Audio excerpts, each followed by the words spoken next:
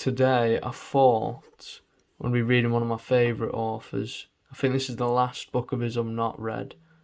And it is Reality is Not What It Seems, The Journey to Quantum Gravity by Carlo Rovelli.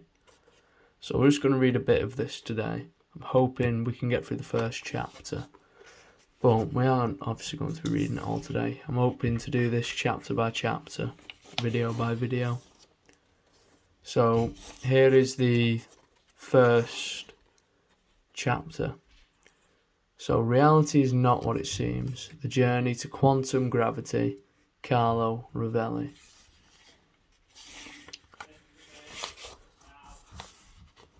The author's notes. During my entire research life, friends and curious people have asked me to explain what was going on in quantum gravity research. How was it possible to study new ways of thinking about space and time? Over and over again I have been asked to write a popular account of this research. While books on cosmology or string theory abound, a book describing the research on the quantum nature of space and time, and on loop quantum gravity in particular, did not yet exist. I have long hesitated because I wanted to concentrate on research. Some years ago, after completing my technical book on the subject, I felt that the collective work of many scientists had moved the topic to a stage mature enough for a popular book. The landscape we are exploring is enchanting. Why keep it hidden? But I still delayed the project because I could not see the book in my head. How to explain a world about space and time? One night in 2012, during a long solitary drive from Italy to France, I realised that the only way to explain in a comprehensible manner the ongoing modifications of the notions of space and time was to tell the story from the beginning, starting from Democritus, all the way through to the quantum of space. After all, this is how I understand the story. I began to design the entire book in my mind while driving, and got increasingly excited until I heard a police car's sirens tell me to pull over. I was driving far above the speed limit. The Italian policeman asked me politely if I was crazy to drive at that speed. I explained that I just found the idea I'd been seeking for so long. The policeman let me go without a ticket and wished me good luck with the book. This is the book. This book was written and first published in Italian at the beginning of 2014. Shortly afterwards, I wrote a few articles on fundamental physics for an Italian newspaper. A prestigious Italian publisher, Adelphi, asked me for an extended version of these articles to appear as a small booklet. This is the origin of the short book 7 Brief Lessons on Physics, which to my immense surprise has become an international bestseller and has opened a beautiful channel of communication between me and so many wonderful readers all over the world. The 7 lessons were thus written after this book, and to some extent they are a synthesis of some of the topics you find here.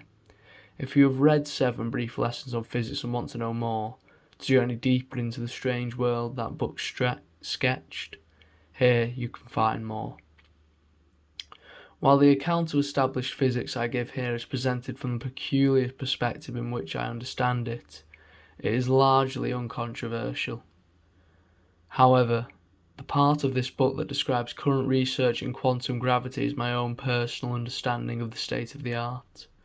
This is the region at the boundary between what we have understood and what we do not yet understand, and is still far from achieving consensus. Some of my physicist colleagues will agree with what I write here, others won't. This is true for all presentations of ongoing research at the frontiers of knowledge. But I prefer to state it up front and clearly. This is not a book about certainties, it is a book about the adventure of moving towards the unknown. As a whole, this is a travel book, describing one of the most spectacular journeys that humanity has taken, a journey out of our limited and parochial views of reality towards an increasingly vast understanding of the structure of things, a magical journey out of our common sense view of things, far from complete. Marseille, 4th of May 2016. Preface. Walking along the shore. We're obsessed with ourselves. We study our history, our psychology, our philosophy, our gods. Much of our knowledge revolves around man himself, as if we were the most important thing in the universe. I think I like physics because it opens a window through which we can see further. It gives me the sense of fresh air entering the house. What we see out there through the window is constantly surprising us. We have learned a great deal about the universe. In the course of the centuries, we have come to realise just how very many wrong ideas we had. We thought that the earth was flat, and that it was the still centre of our world, that the universe was small and unchanging. We believed that man was a breed apart without kinship to the other animals. We have learned of the existence of quarks, black holes, particles of light, waves of space, and of the extraordinary molecular structures in every cell of our bodies. The human race is like a growing child who discovers with amazement that the world consists not just of his bedroom and playground, but that it is vast, and that there are 1,000 things to discover, and innumerable ideas quite different from those with which he began. The universe is multiform and boundless, and we continue to stumble upon new aspects of it. The more we learn about the world, the more we are amazed by its variety, beauty, and simplicity.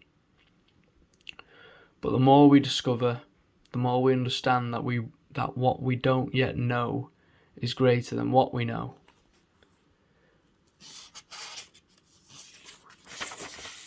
The more powerful our telescopes, the stranger and more unexpected are the heavens we see. The closer we look at the minute detail of matter, the more we discover of its profound structure. Today we see almost to the Big Bang, the great explosion from which 14 billion years ago all the galaxies were born. But we have already begun to glimpse something beyond the Big Bang. We have learned that space is curved, but already foresee that this same space is woven from vibrating quantum grains. Our knowledge of the elementary grammar of the world continues to grow. If we try to put together what we have learned about the physical world in the course of the 20th century, the clues point towards something profoundly different from what we were taught at school. An elementary structure of the world is emerging, generated by a swarm of quantum events, where time and space do not exist. Quantum fields draw space-time and matter and light, exchanging information between one event and another. Reality is a network of granular events. The dynamic which connects them is probabilistic. Between one event and another, space-time, matter and energy melt into a cloud of probability. This strange new world is slowly emerging today from the study of the main open question posed in fundamental physics: quantum gravity. It's the problem of coherently synthesizing what we have learned about the world with the two major discoveries of 20th century physics: general relativity and quantum theory. To quantum gravity and the strange world that this research is unfolding, this book is dedicated. The book is a live coverage of the ongoing research, what we are learning, what we already know, and what we think we are beginning to understand about the elementary nature of things. It starts from the distant origin of some key ideas that we use today to order our understanding of the world, and describes the two great discoveries of the 20th century: Einstein's general relativity and quantum mechanics, trying to put into focus the core of their physical content.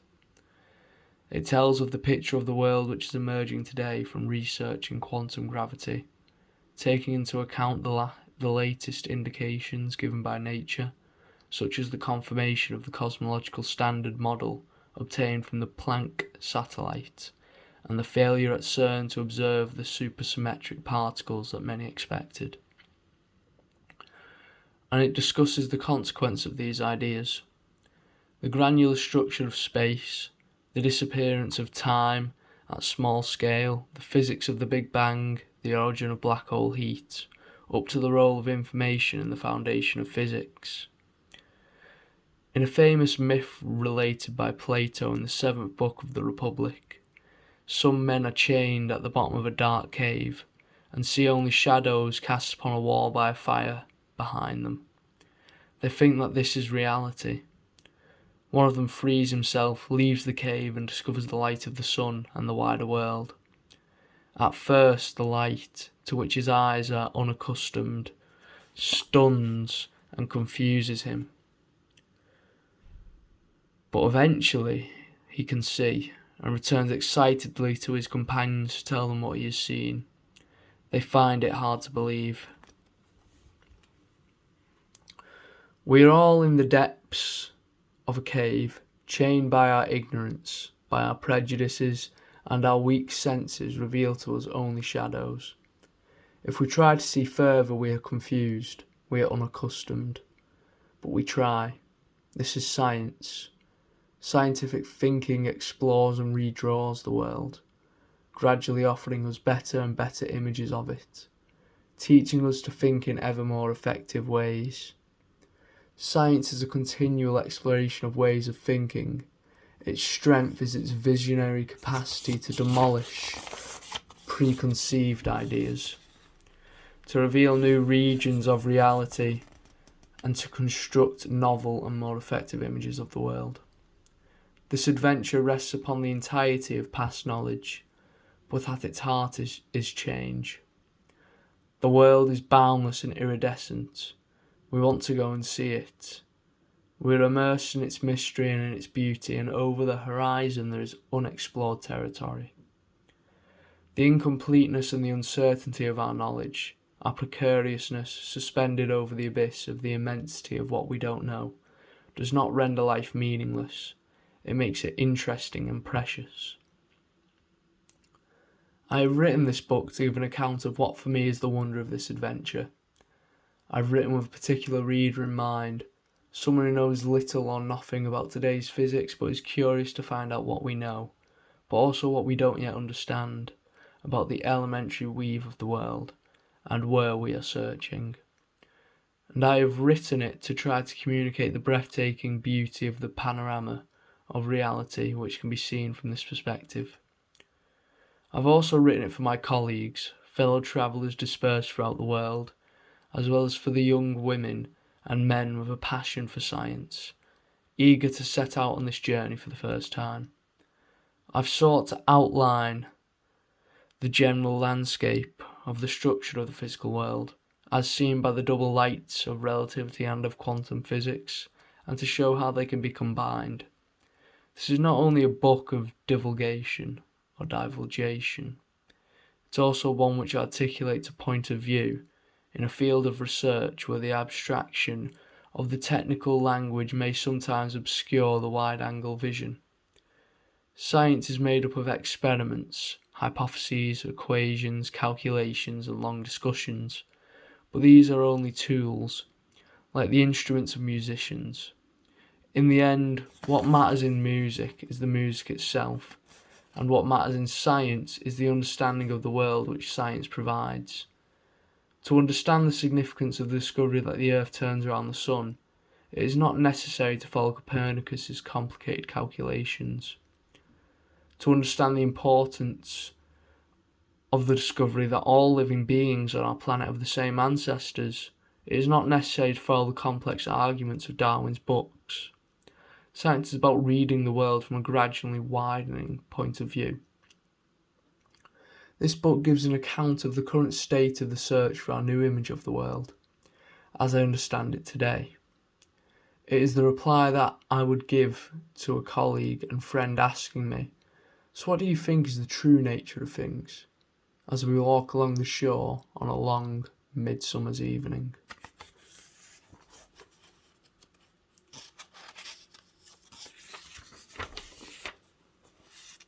Part 1. Roots. This book begins in Miletus, 26 centuries ago. Why begin a book about quantum gravity with events, people and ideas so ancient? I hope the reader eager to get onto quanta of space will not hold this against me. For it is easier to understand ideas by starting with the roots from which they have grown.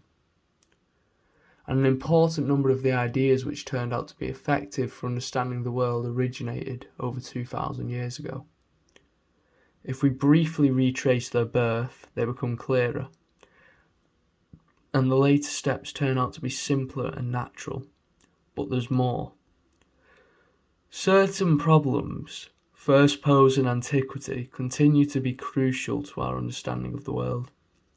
Some of the most recent ideas about the structure of space utilize concepts and issues introduced then. In speaking of these distant ideas, I put onto the table questions which are going to be central to quantum gravity. This makes it also possible, when treating of quantum gravity, to distinguish between the ideas which go back to the very origin of scientific thought, even if we are unfamiliar with them, and those which are radically new. The connection between problems posed by the scientists of antiquity and solutions found by Einstein and quantum gravity is, as we shall see, surprisingly close.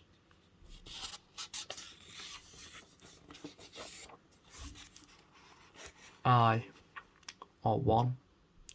Grains. According to tradition, in the year 450 BCE, a man embarked upon a ship travelling from Miletus to Abdera. It was to be a crucial journey for the history of knowledge. The man was probably fleeing political turmoil in Miletus, where the aristocracy was violently seizing back power.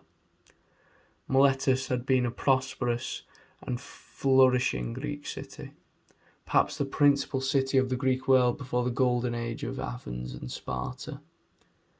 It had been a busy commercial hub, dominating a network of almost 100 colonies and commercial outposts, stretching from the Black Sea to Egypt.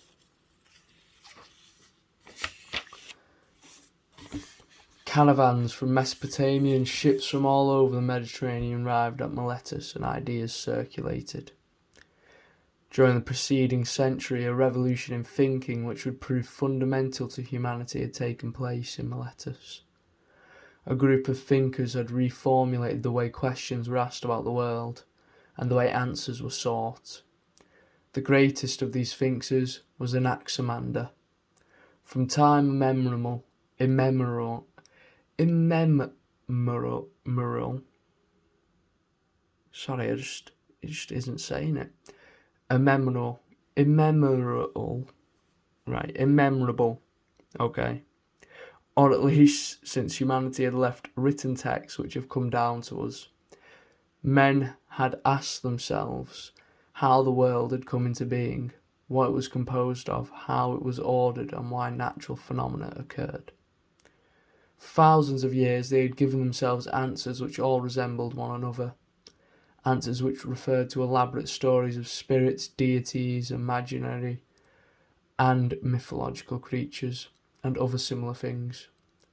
From cuneiform tablets to ancient Chinese texts, from hieroglyphic writing in the pyramids to the myths of the Sioux, from the most ancient Indian texts to the Bible, from African stories to those of Aboriginal Australians, it was all a colourful but basically quite monotonous flow, of plumed serpents and great cows, of irascible, litigious, or uttering fial lux, or emerging out of a stone egg. Then at Miletus, at the beginning of the 5th century before our era, Thales, his pupil Anaximander, Hesitaeus, and their school find a different way of looking for answers. This immense revolution in thought inaugurates a new mode of knowledge and understanding, and signals the first dawn of scientific thought. The Milesians understand that by shrewdly using observation and reason, rather than searching for answers in fantasy, ancient myths or religion, and above all, by using critical thought in a discriminating way, it is possible to repeatedly correct our worldview and to discover new aspects of reality which are hidden to the common view. It is possible to discover the new. Perhaps the decisive discovery is that of a different style of thinking, where the disciple is no longer obliged to respect and share the ideas of the master, but is free to build on those ideas without being afraid to discard or criticise the part that can be improved. This is a novel middle way, placed between full adherence to a school and generic deprecation of ideas. It is the key to the subsequent development of philosophical and scientific thinking. From this moment onwards, knowledge begins to grow at a vertiginous pace, nourished by past knowledge but at the same time by the possibility of criticism, and therefore of improving knowledge and understanding. The dazzling incipit of Hecataeus' book of history goes to the heart of this critical thinking, including as it does the awareness of our own fallibility. I wrote things which seemed true to me, because the accounts of the Greeks seem to be full of contradictory and ridiculous things. According to legend, Heracles descended to Hades from Cape Tenaro. Hecataeus visits Cape Tenaro and determines that there is in fact no subterranean passage or other access to Hades there, and therefore judges the legend to be false. This marks the dawn of a new era. This new approach to knowledge works quickly and impressively. Within a matter of a few years, Anaximander understands that the earth floats in the sky, and the sky continues beneath the earth, that rainwater comes from the evaporation of water on earth, that the variety of substances in the world must be susceptible to being understood in terms of a single, unitary and simple constituent, which he... Let's get to the next page. It isn't working, give me a sec. Which he calls Epiron, the indistinct, that the animals and plants evolve and adapt to changes in the environment, and that man must have evolved from other animals. Thus, gradually was founded the basis of a grammar for understanding the world, which is substantially still our own today. Situated at a point of conjunction between the emergent Greek civilization and the ancient empires of Mesopotamia and Egypt, nourished by their knowledge but immersed in the liberty and the political fluidity which is typically Greek, in a social space without imperial palaces or powerful priestly castes, where individual citizens discuss their destinies in open agoras. Miletus is the place where, for the first time, men decide collectively their own laws, where the first parliament in the history of the world gathers, the Panionium, meeting place of the delegates of the Ionian League, and where the first time men doubt that only the gods are capable of accounting for the mysteries of the world. Through discussion, it is possible to reach the best decisions for the community. Through discussion, it is possible to understand the world. This is the immense legacy of Miletus, cradle of philosophy, of the natural sciences and of geographical and historical studies. It is no exaggeration to say that the entire scientific and philosophical tradition, Mediterranean and then modern, has a crucial root in the speculations of the thinkers of Miletus in the 6th century BCE. This luminous Miletus shortly afterwards came to a calamitous end. The arrival of the Persian Empire and a failed anti-imperial revolt led to a ferocious destruction of the city in 494 BCE and to the enslavement of a large number of its inhabitants. In Athens, the poet Phrynichus writes the tragedy The Taking of Miletus, which so deeply moves the Athenians that its restaging is prohibited, on account of it causing too much distress. But 20 years later, the Greeks repel the Persian menace. Miletus is reborn, repopulate and return to being a centre of commerce and ideas, radiating its thought and spirit once more. The person with whom we began this chapter must have been moved by this spirit when, in 450, according to tradition, he embarked from Miletus for Abdera. His name was Leucippus. Little is known about his life. He wrote a book entitled The Great Cosmology. On his arrival in Abdera, he founded a scientific and philosophical school to which he soon affiliated a young disciple, Democritus, whose long shadow was to be cast over the thought of all subsequent times. Together, these two thinkers have built the majestic cathedral of ancient atomism.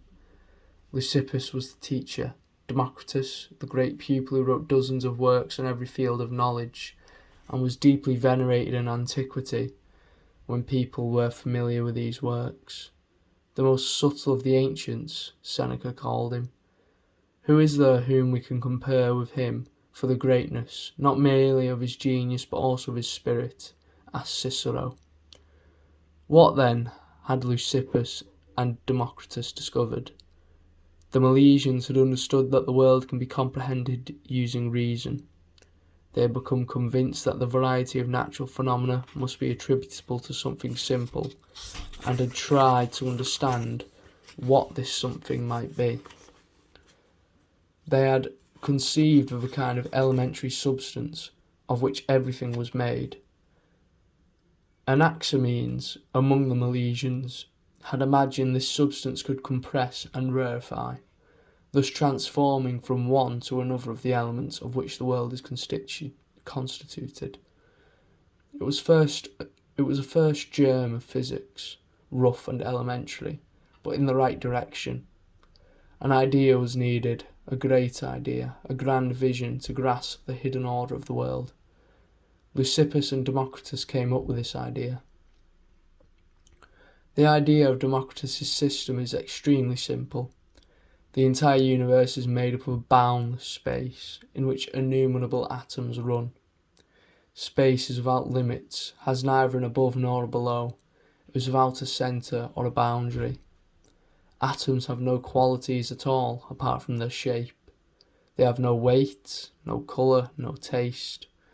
By convention is sweet, by convention bitter, by convention hot, by convention colour, but by verity atoms and void. Atoms are indivisible.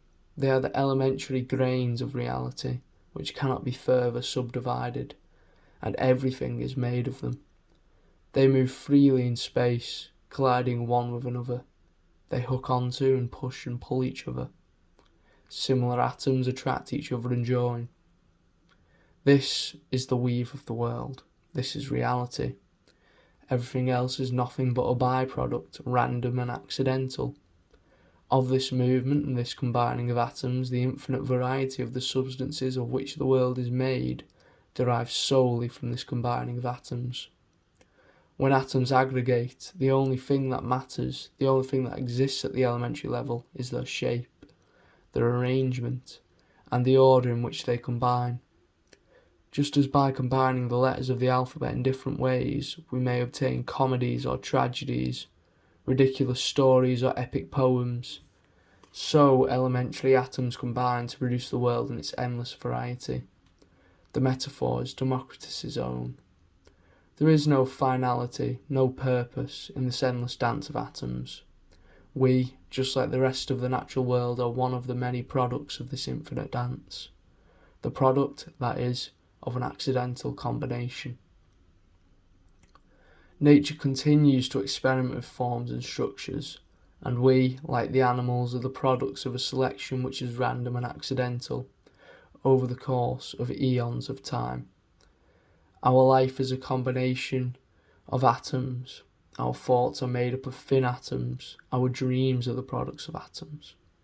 Our hopes and our emotions are written in a language formed by combinations of atoms. The light which we see is comprised of atoms, which bring us images.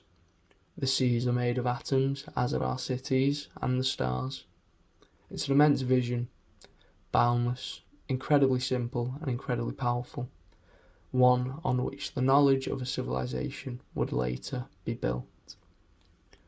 And that, I think, is where we are going to finish for today. On page 9, halfway down of chapter 1.